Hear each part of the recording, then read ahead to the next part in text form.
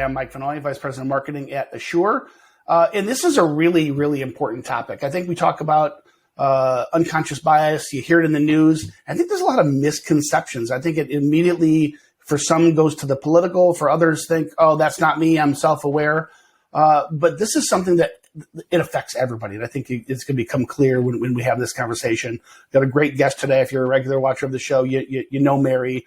Mary Simmons, she's our Vice President of HR Consulting at Asure.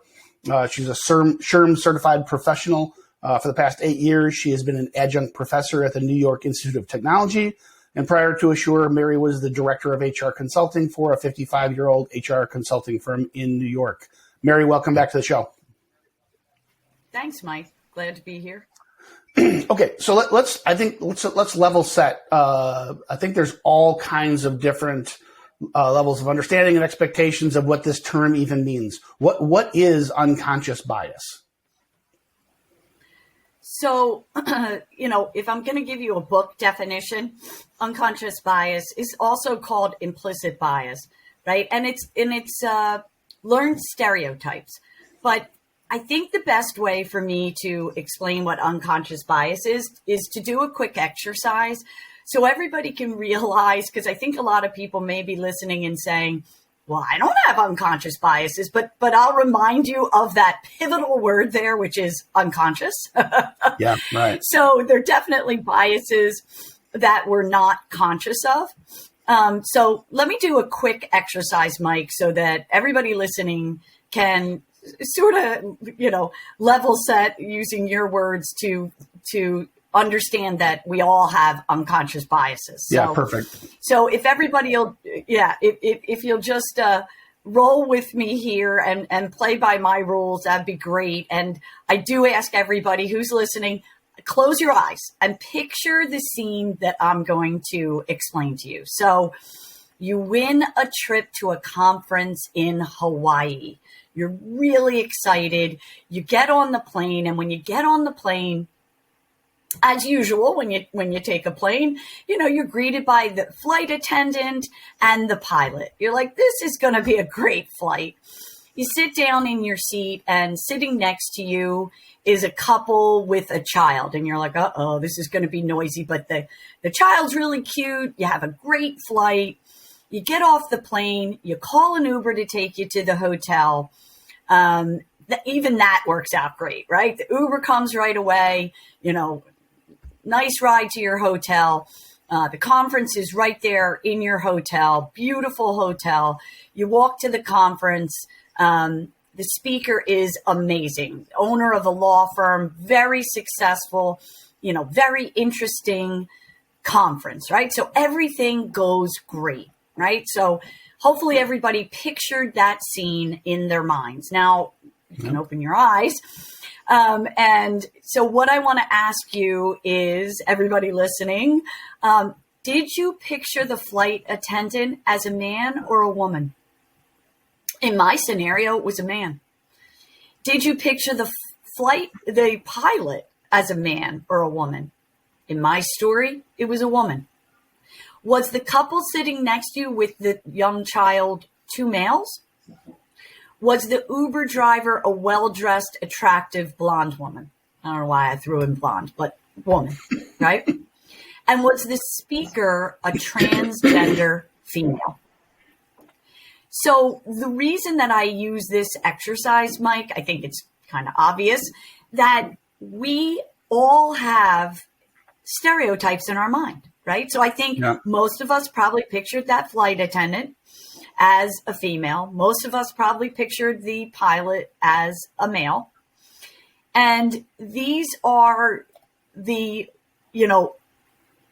unintentional, deeply ingrained, and sometimes universal ideas, stereotypes that influence our behavior. So that's the piece that really is going to kill your culture, right? That's what we're really here to talk about, because it's one thing to think something.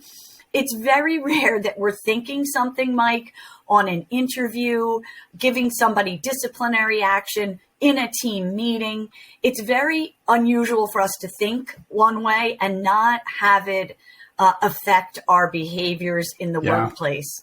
And so what we're going to drive towards today is recognizing that we all have unconscious bias, right? And this goes beyond the usual training that I do with our employers for anti-sexual harassment and anti-discrimination. It's inclusive of those items, but it goes beyond those protected classes, okay? And if I can, let me just explain how this happens physically. Because if some of you are sitting there and going, oh, darn, and beating yourself up, for having these unconscious biases, look, our brain is contributing to what happens here.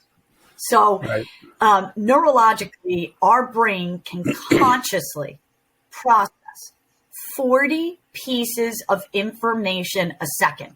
That sounds like a lot to me, right? But unconsciously, we process 11 million pieces of information, Mike. Yeah. So what happens is your brain says, oh, wait a minute, this is incongruous here. What am I going to do? Right? Yeah. So your brain has to come up with mental shortcuts. That's right. And I think you can see where that's going to create those stereotypes, and it's going to affect our decision making. It makes our decision making easier in a sense, but we may make mistakes. I mean, look, it really does go back to the caveman days, right? I see a saber-toothed tiger, I need to run. And that really is where it comes from. But now when we're doing it in the workplace, I think you can see where this can be dangerous, right? Yeah, I'm so glad you went to the science on this thing because, the 40 might sound like a lot. You're right, but 40 versus the millions of the unconscious, that's just how the brain works. Read and listened a lot on this topic. I mean, technically, you don't even see the saber-toothed tiger. You see something scary and you react because the brain has to narrow on the things that it can focus on. So it has this, it's like hardwired as a model. It just assumes that the stewardess looks like this, that the pilot looks like that the speaker looks like that. In my version of the story, by the way, I was much taller and thinner and had hair. But honestly, I joke. But it speaks to the way we tell ourselves our story. And this is a whole nother webinar, I know, but we see ourselves as thoughtful, well-mannered, well-groomed, not rude to the other person. Even right? How do they?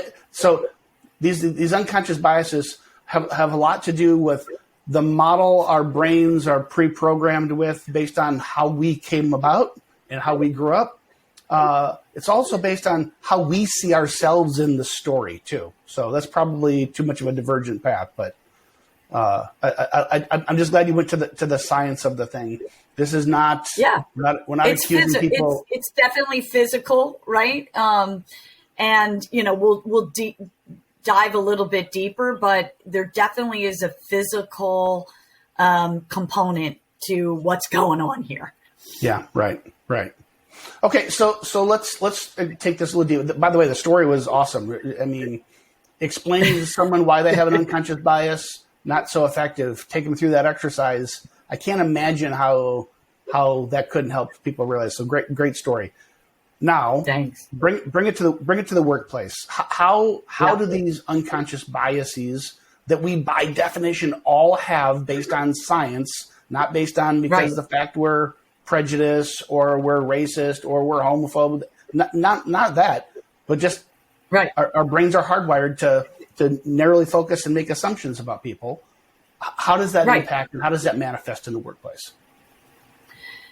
Yeah, so that's a really good question, and I think it is important for employers to understand this, right? And understand that bias can be in favor, right? So thinking that a particular class of people are really good at IT. So two candidates come in to interview, and I have an unconscious bias, let's say, as an example, that Asians are particularly good in IT.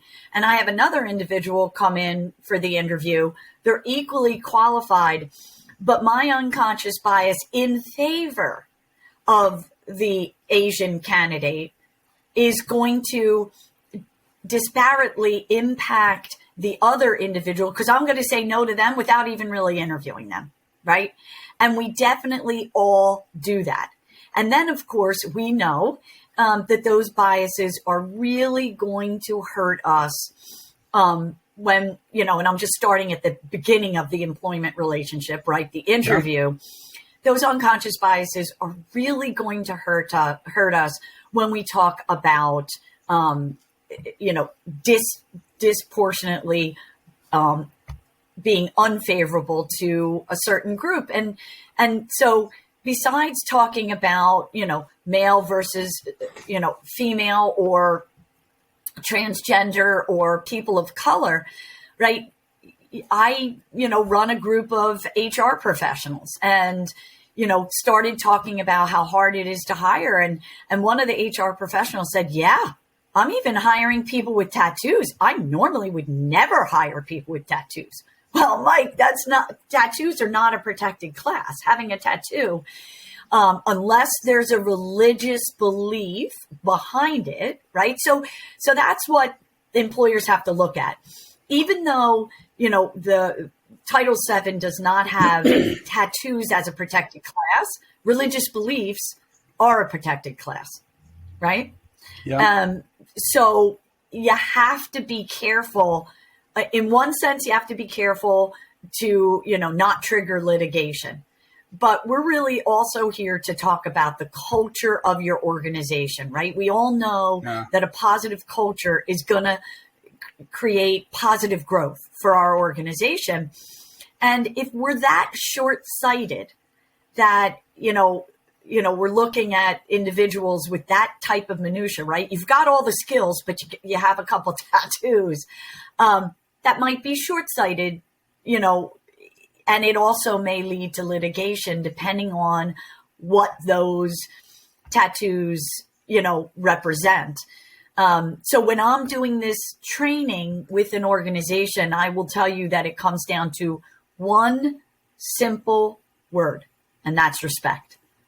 And every single person in an organization deserves to go to work and be respected in every way, no matter who they love, no matter where they worship, right? No matter how they look, right? We all deserve to be fully heard in the workplace. And that comes down to respect and that diversity, that inclusion, right? We talk about DEI, diversity, equity, and inclusion is a key factor to making an organization successful.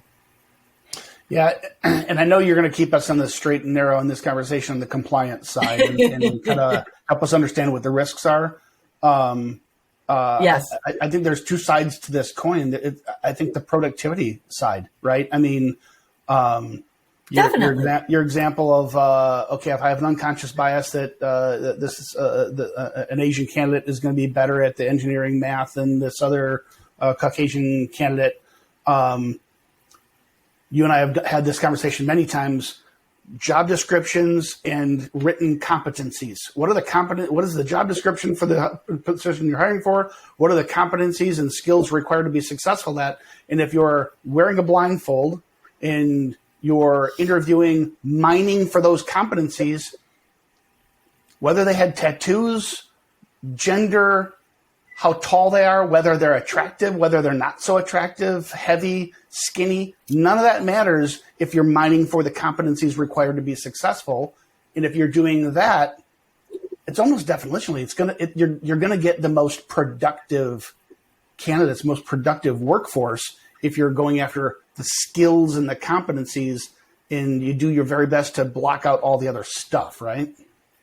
Right. I mean, there's been study after study after study. Look, and we talk about it all the time, because on our webinars, Mike, because it all comes back to, organizations have to think diverse, right?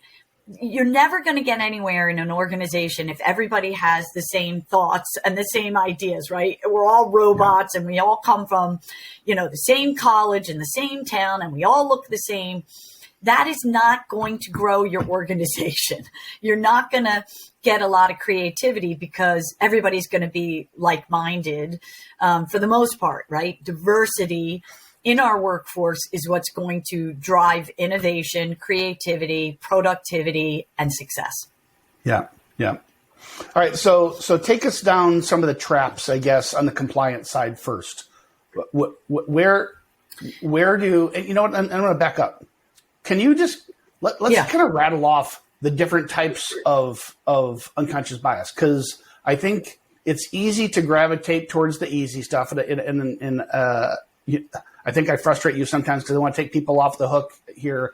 We're not accusing people of being racist and homophobes and right. This is, we're talking about biases that go way beyond the political hot buttons. There's biases around height, around hair length. Yeah. I mean, can you kind of take us through the different types of biases that manifest in the workplace? Yeah. So and I think it's also important to talk about what creates these biases, right? So, it's where you grew up. It's how you were taught in your house, at school, right? Through experience, how you were taught through an experience, your family, right? Your economics, right? Because as we said, I need everybody to think outside of the usual discrimination, sexual harassment, economics, right? I don't want to, hire somebody because they're not wealthy, or, I have a unconscious bias against wealthy people. I mean, that's a very popular bias right now, right? All rich people are bad, right? My values and my beliefs are going to create bias. Certainly the culture that I grew up in and the media creates bias, right? So we know that to be true. And I think recognizing where they come from and what's going to cause some of our bias gets us kind of thinking like, I do recognize that I have a particular bias and this is where it's from. And understanding when we do this training, what I say to everybody is nobody's here to shame anybody, right? We all have unconscious biases. That we need to do this training to educate, and so that people kind of pick their heads up, right, and say, "Oh, I recognize I have it. I understand where it came from," and that's the first step in changing some of these micro behaviors. It is what they're called, right? Yeah. So some of the types of unconscious bias, right? So affinity or similarity bias, right? A lot of us, look, people don't like change. We are hardwired as humans to not like change, right? Study after study after study tells us that. And we don't usually, most people like different. We find comfort in going to the bank teller that looks like me, going to the salesperson who looks like me, hanging around with and being friends with at work, right? The people who look like me or have a similar background, economic, religion, etc. And this is a real bias. I don't think anybody on this call can deny this. When we do the training, we'll also do another exercise where we ask you to, list your top 5, go-to people at work, and you'll find that they are similar, right? And so that bias does kind of cause that culture to sort of, have little groups, right? So if you've ever worked at a big organization and even a small organization, you really want, at Asure, I think we do a really great job, right? We're always talking about one Asure. And that's the culture that I try to help build in the clients that we have. You can't have that if you have little tiny groups of people, right, that are similar, all, hanging and gravitating towards each other. Does that make sense, Mike? It does. What's going through my head is, and I want this to people to think about this.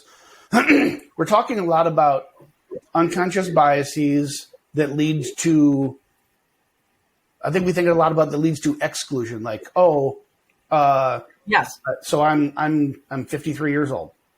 Oh, that candidate, he's too young. He's just a kid. He doesn't have enough life experience. He's not going to be able to relate to our customers like me.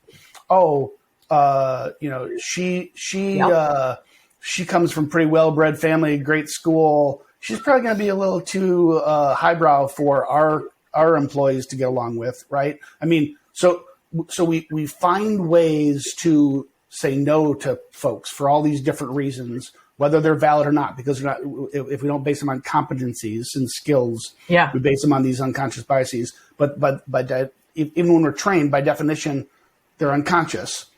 I think there's Correct. also another side where our unconscious bias leads us to say yes to things we shouldn't, right? Oh, yes. That person. Lots of studies around height and beauty, right? Tons. Whether it's. So I'm going to screw it up a little bit, but like the average height of the American CEO is significantly taller than the average person, right? And the data is really clear. There's a height bias that people say, oh, that person's taller, they must be a good leader. Well, there's a lot of really tall, terrible leaders, right? And there's some great short leaders.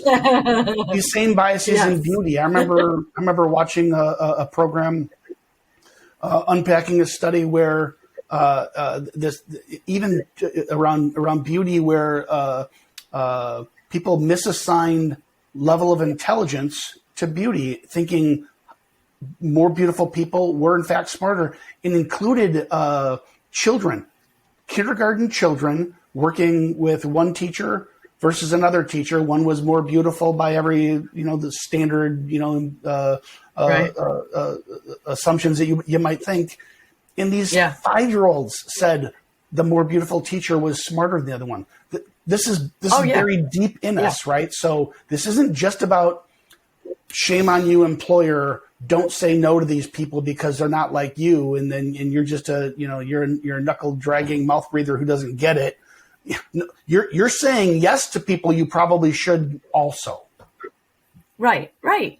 Yeah. And just to drive home that beauty bias, in a court of law, if you have somebody that committed a crime, when the jury thinks that the criminal is beautiful or, good looking, they will convict half as often as if the criminal is not. So beauty is definitely a bias.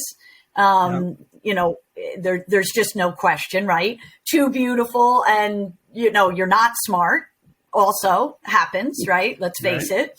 And, I'm only going to hire, good looking people. And then there's the halo effect, right? And we teach this when we're doing our interviewing training, and we've talked about this in other webinars, but the halo effect is when, let's just say you're hiring somebody into your marketing team and you're really looking for Salesforce experience. And the candidate has Salesforce experience, right? Or let me change that. They went to Harvard. Okay. And for you, education is huge. You ignore everything else, right? They don't have a lot of marketing experience. They don't have Salesforce experience, which is necessary, right? But they went to Harvard. So they must be smart enough to learn it really fast. Yeah. Well, you would hope so, but it's not necessarily true, right? So you can't focus, you should not focus on one attribute, right? And ignore all others. And the reverse of that is the horns effect, right? Where let's just say somebody comes in and they're obese. So the number one bias, that is obesity. It's the number one bias, right?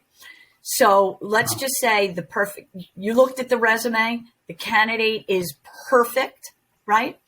Or, we can move away from interviewing and say, you've got a team of 10 individuals and you need to promote somebody. And you've got somebody who went to Harvard, who knows Salesforce, who's a great performer, but they're obese. And in your mind, you attribute a stereotypical attribute to that individual. Yeah. Let's just say, lazy, right? And again, these are just examples. We don't feel this way, anybody listening, but I'm making an example here. And that horn effect stops you from advancing this individual within the organization. These are real biases. Study after study after study will tell you that these exist. And you can see where it would happen. And it's the stories, it's unconscious bias, but it's not just the model, obese people this, people of color that, highly educated people, rich people are these. It's the stories we tell ourselves about those, right? So maybe I'm a super fit person and I work out 2 hours a day. The reason that person is overweight is because, they aren't disciplined like I am, right? Well, right. Maybe that has nothing to do with it, right? I mean, exactly. Right. And we all know that there's gender bias and we know that there's ageism bias. Those are clear. And those are probably the top two, besides the affinity one, that are going to really cause or could trigger litigation, right? So making that assumption, that we can't hire a male for a certain position or a transgender female for a certain position, based on, promotion, hiring, etc. And we all know ageism in favor and against is a real bias. And you gave some great examples, right? It could be not hiring the young person, right? And the EEOC really says that 40 and above is protected, but discriminating, right, or being, stereotyping based on age is discrimination based on age. And at any age, it can trigger litigation.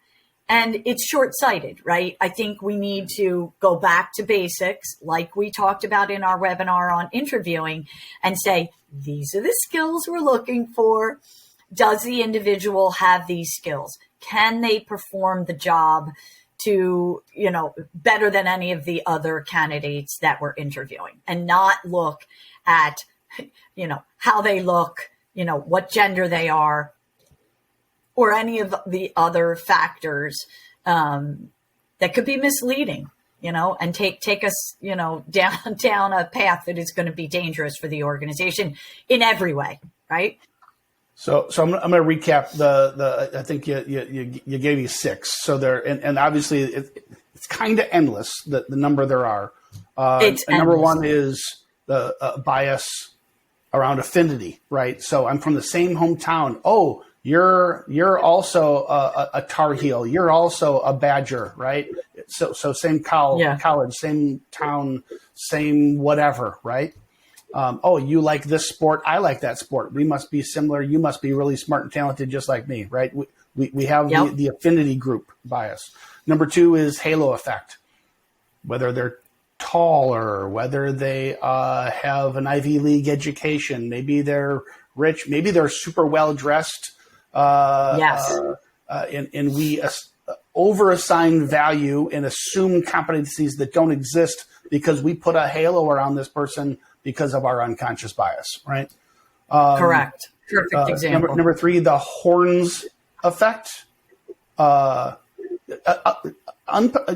mentioned it, but unpack the horns effect for me again. I'm sorry. Well, we could do the opposite, right?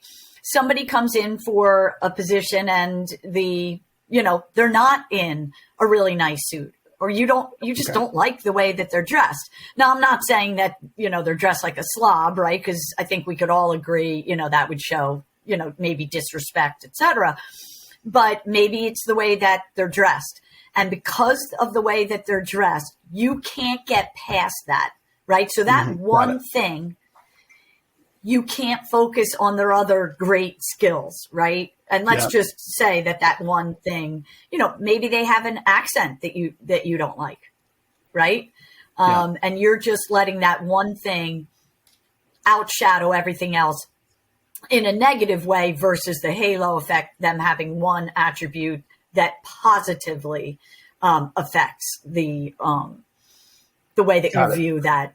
So number one is affinities. Number two is halo. We over-assign value. Number three, Horn's effect, where we assume negative things based on some of those biases. Number four, this one gets a lot of attention, and it's undeniable. The science is really clear. Is gender, right? Your opening story was the flight attendant a man or a woman, right? We're all guilty, both men and women, of these gender biases.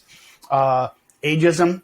I've done a few webinars on this topic, had a great guest a couple months ago around the multi-generational workforce, right? Yes. And it goes all over the spectrum. It's like young people not wanting to work with old people because they're out of touch and don't get it. Just like old people not wanting to work with younger people because those whippersnappers have no work ethic and they don't know blah, blah, blah, right? So ageism, heard it. And then beauty bias.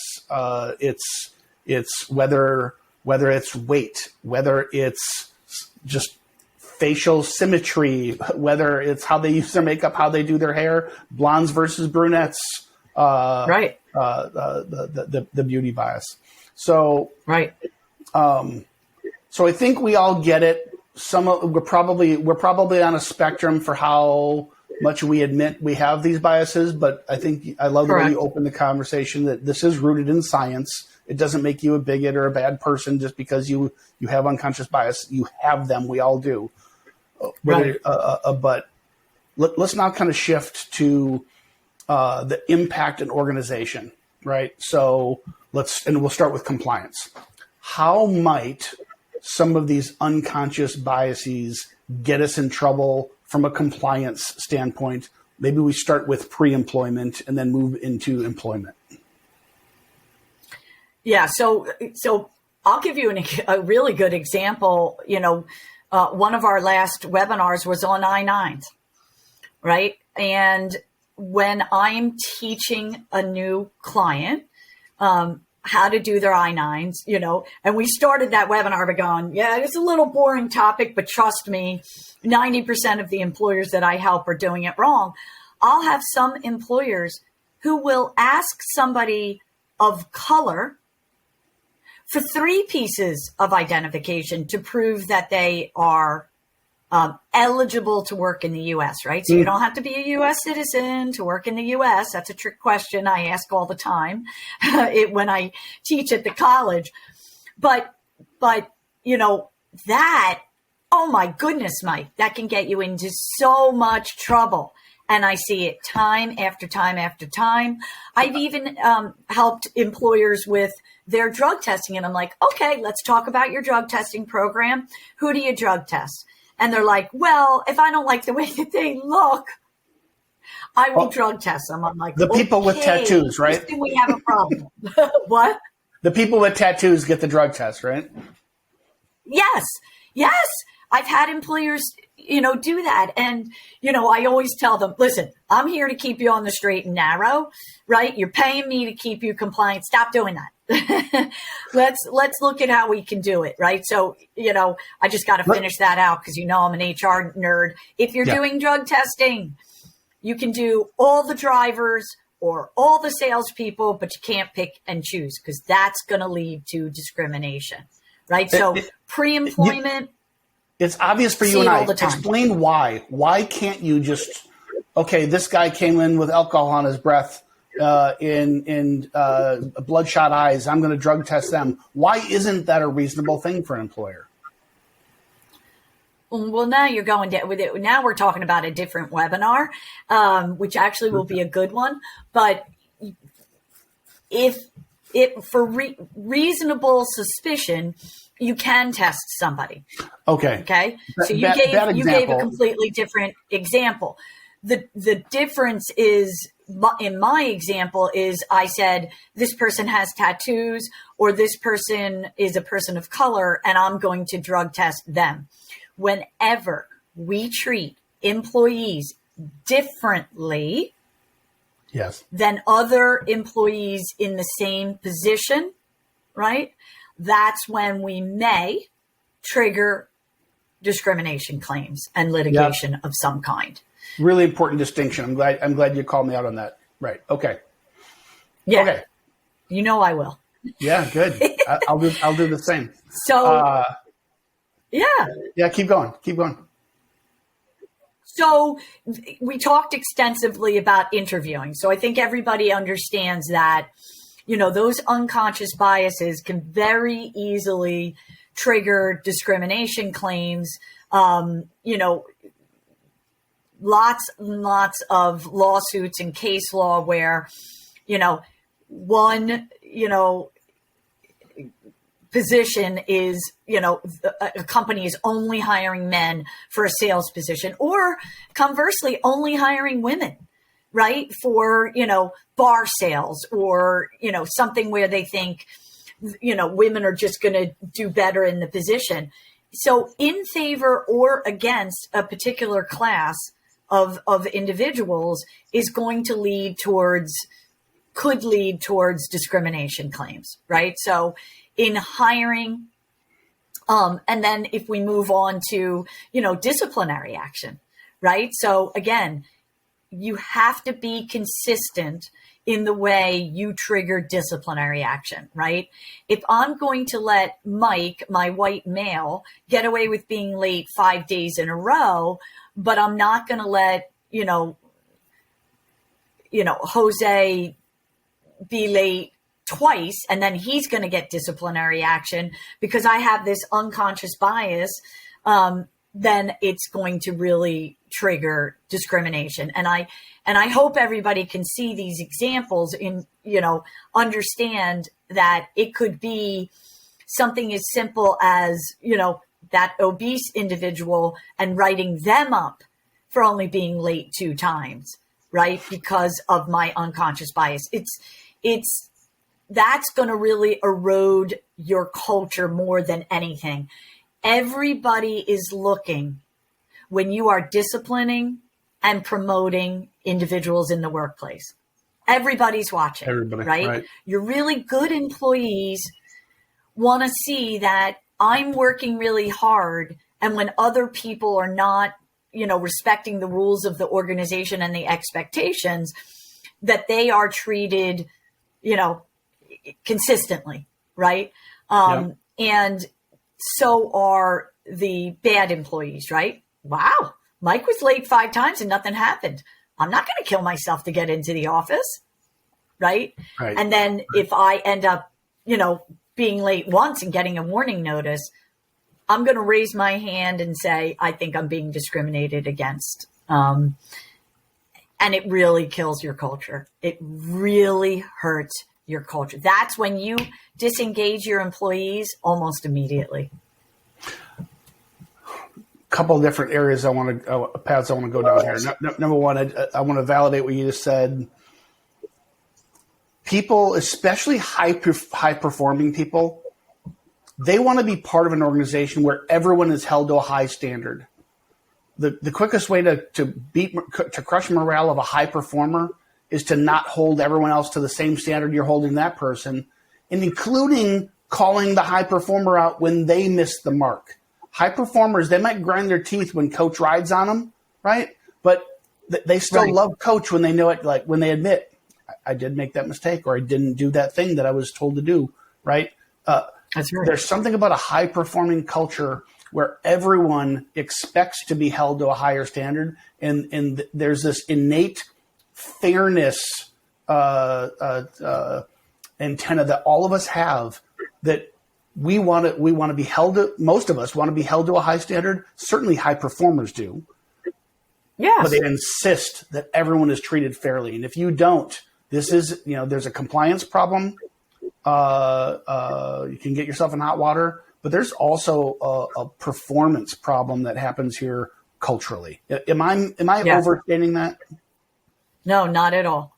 Not at all. If you don't have an engaged workforce, right? If they don't feel like there's consistency right? There's good communication, there's good teamwork, right? You know, you ask a group of people to be on a team, and if they're not listening to each other, right? So it's not just top down, right?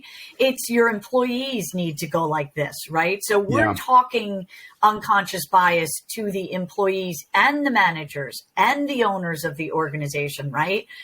We need everybody to listen to everybody else, right? If you don't have that, you're really going to hurt your culture and your productivity. It's tied together, right? Because if you're not engaged, you're not working to the highest standard that you can. Absolutely. Mary, I want to talk about another aspect that I don't know that I hear people talk about when it comes to unconscious bias. And I'll just share a personal story. I won't share details, but I went through a legal situation, a business I was running many years ago. Younger employee that she came to me with concerns. My opinion, hadn't been a high achiever, high performer, but really smart, really worked hard. I actually thought very highly of her.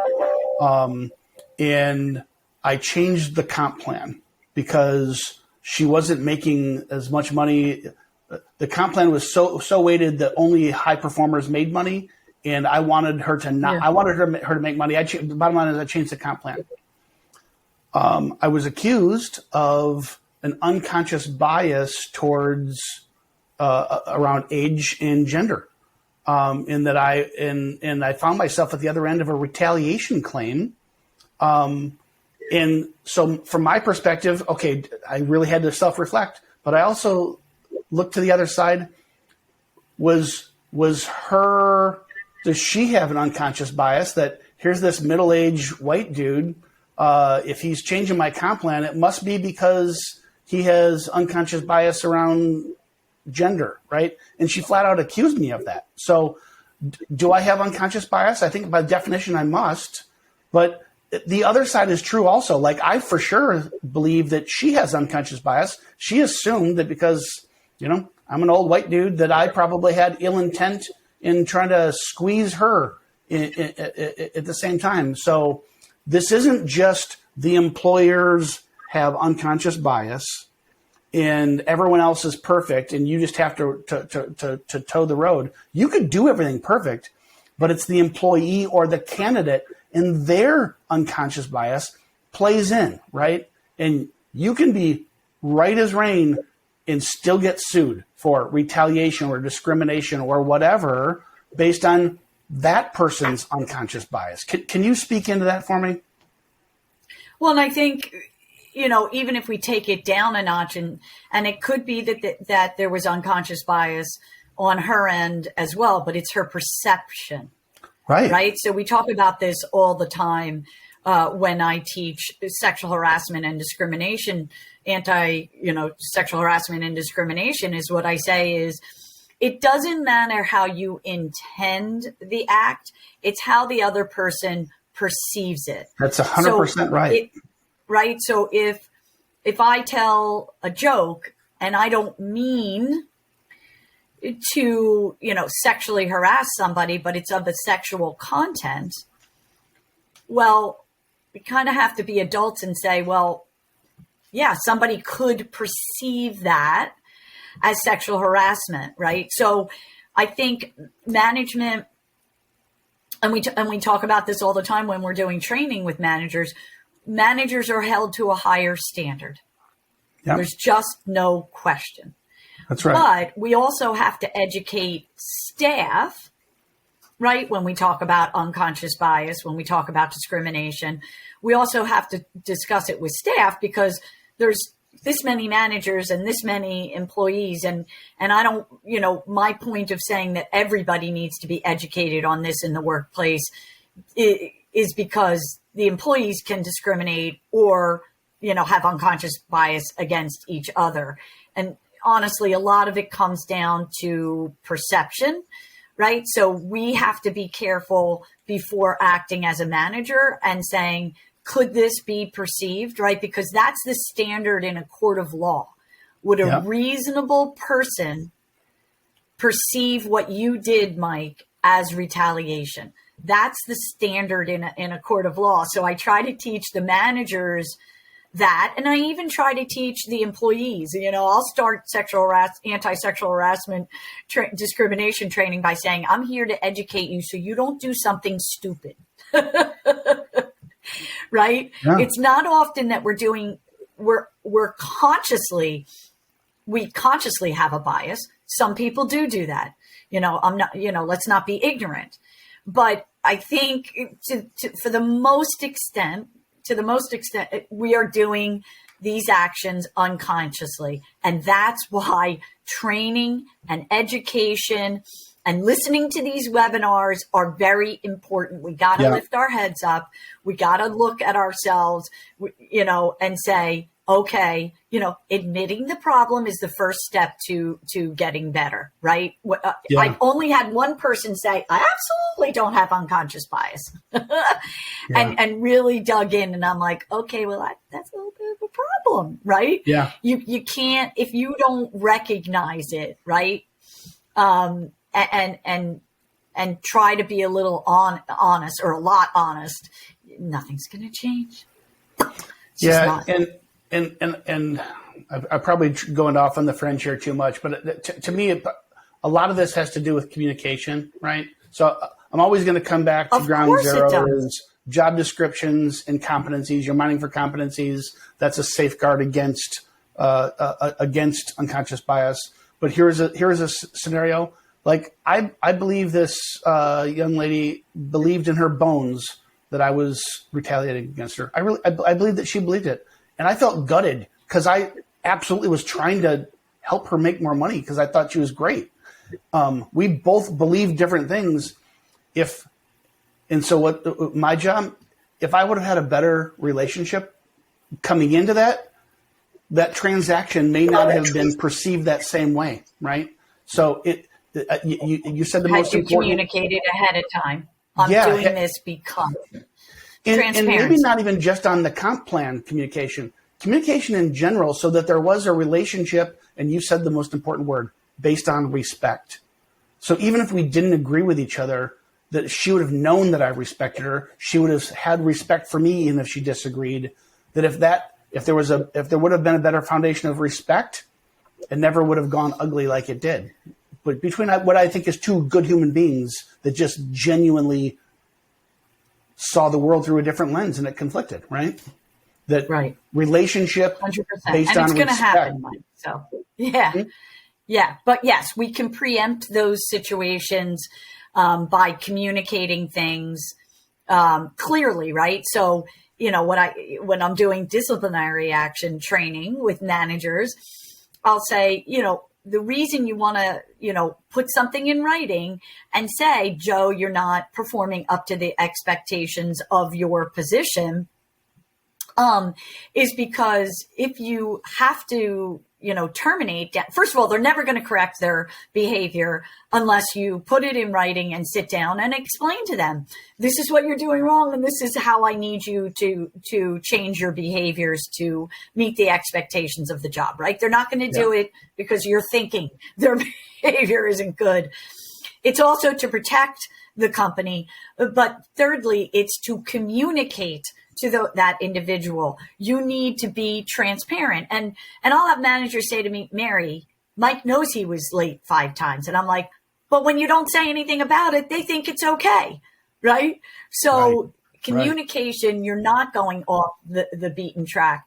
It is pivotal to the employment relationship, right? The better our communication is, the more successful that entire work relationship is going to be.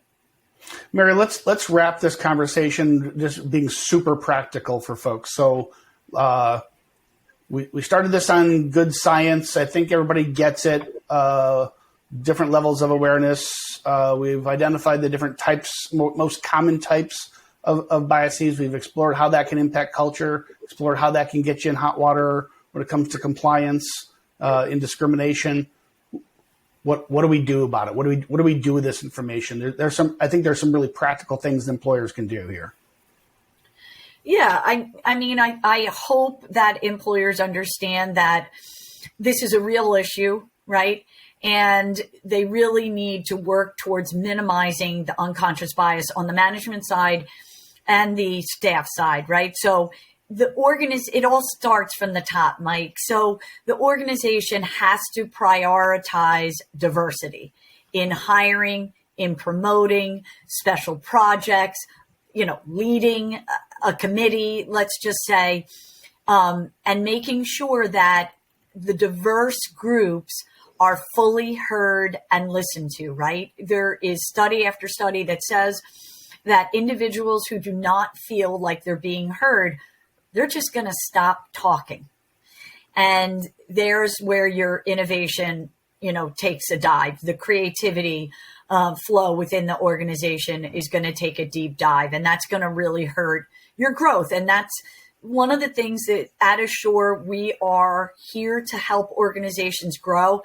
Boy, if we're not minimizing unconscious bias, I can tell you that it is a silent killer of not only your culture, but the growth of your organization.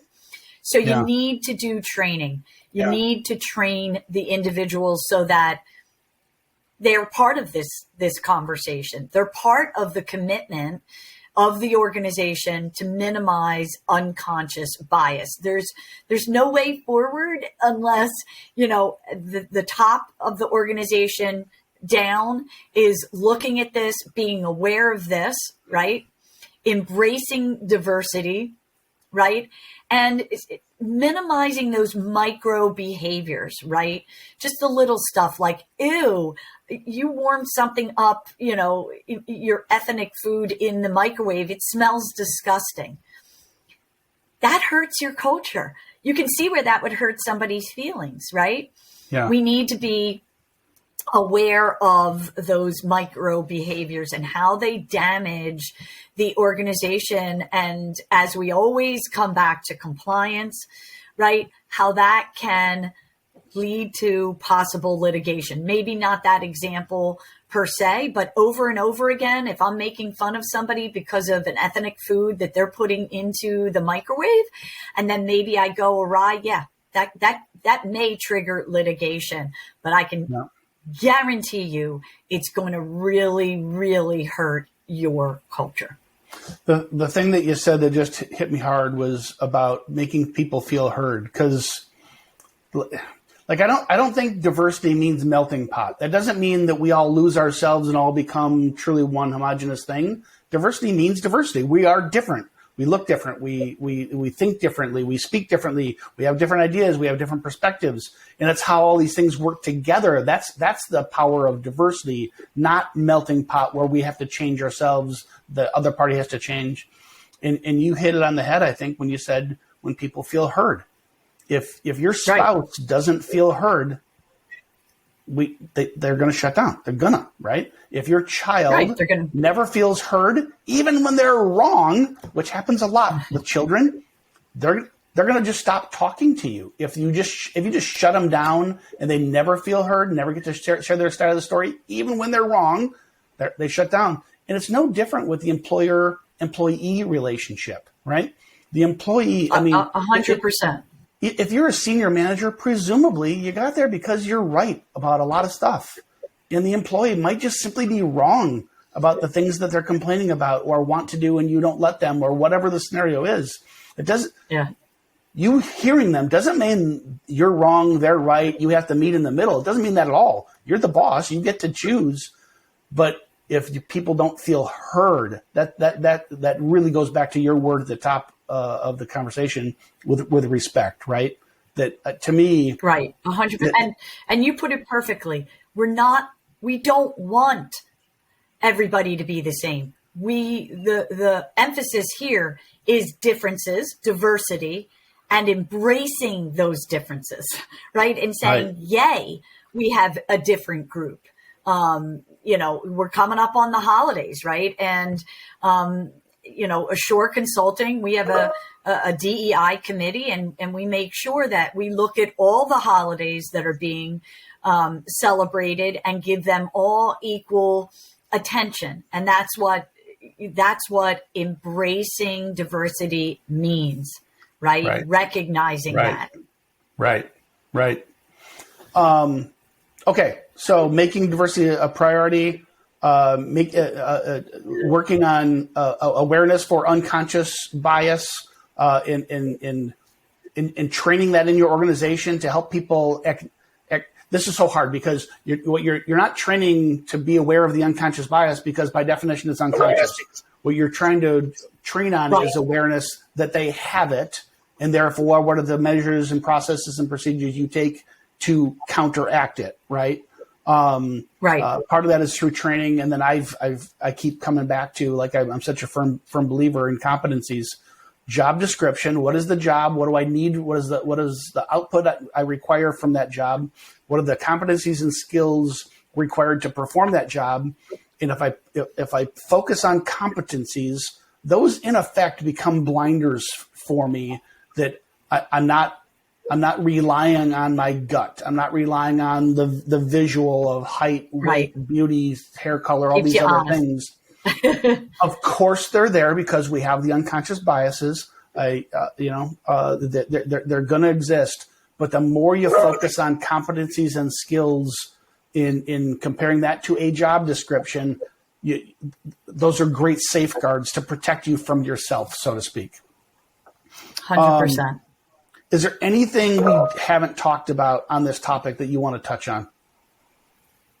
No, I think we look, we could go on and on and on for hours. But I think the education piece and the awareness piece and embracing diversity and respecting everyone in the workplace, that really summarizes everything we're talking about. It's not as easy as that, right? Because you have to follow through as an organization, but that really summarizes everything that we want to talk about here. Yeah. Very good. Okay.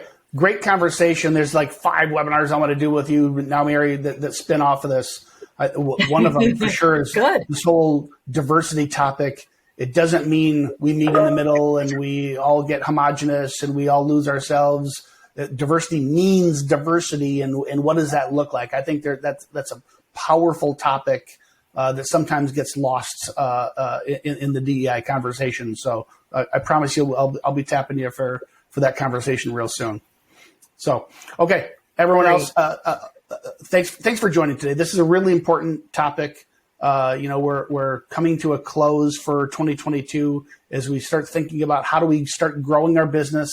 2023, lots of uncertainty out there, and the war for talent is real. So, what do we have? 3.5, 3.6 unemployment rate, something like that. Latest jobs report. This has been baked for 30 years based on birth rate and GDP, unemployment rate and job participation rate.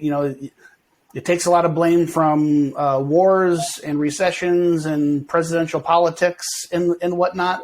The reality is the economy has been growing and birth rates have been declining. Economists have been predicting a labor shortage for a very long time, and this is kind of the new normal. And if you're not, as an employer, big or small, if you're not leveraging all of the tools available to you, including maximizing a diverse workforce, you're just simply not going to fill the jobs. You're not going to be as productive. And of course, you're not going to be as compliant as you could be. So I think this is an easy topic to treat as though it's the soft stuff of HR. It's not. This is the hard stuff, because as the war for talent has hit Main Street and we're looking for people to help grow our businesses, you're going to have to tap into talent pools that go outside your affinity group. So with that, Mary, thanks so much for joining me. I always love our conversations. Thanks to everybody else. Until next week.